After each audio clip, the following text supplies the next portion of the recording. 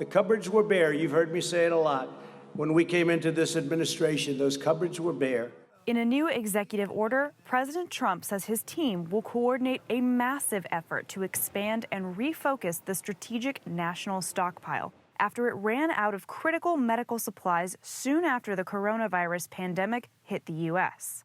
It's an ambitious plan that will help better prepare for a pandemic, but one that experts say should have been enacted much sooner. The reality is this should have and could have been done years ago, whether that's during the Trump administration or during the Obama administration, because the deficits of the stockpile were known for the last decade. President Trump and other top officials coordinating the response to the pandemic argue that the Strategic National Stockpile, also known as the SNS, wasn't meant to be a stopgap for an outbreak like COVID-19. The previous SNS stockpile was not designed for pandemics. It was designed for something much different.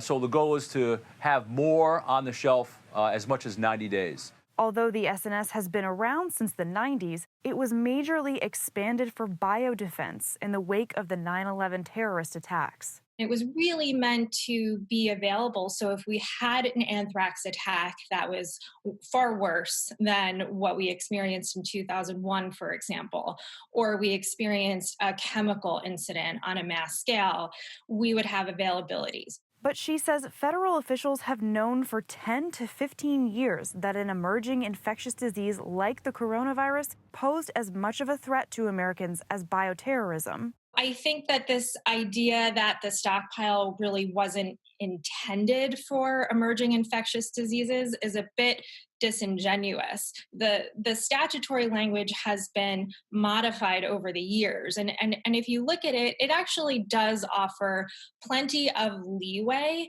for the stockpile to acquire material that would be useful for an emerging infectious disease. Now, FEMA Administrator Gaynor says the Trump administration will work with U.S. manufacturers to acquire a 90-day supply of critical gear like masks, gowns, gloves, and ventilators that will be rotated continuously. It's unclear how long that will take. I think the overarching goal is for the U.S. to become more independent from foreign sources, more self-sufficient and more resilient in a pandemic or other disaster. Kellen Howell, Newsy, Washington.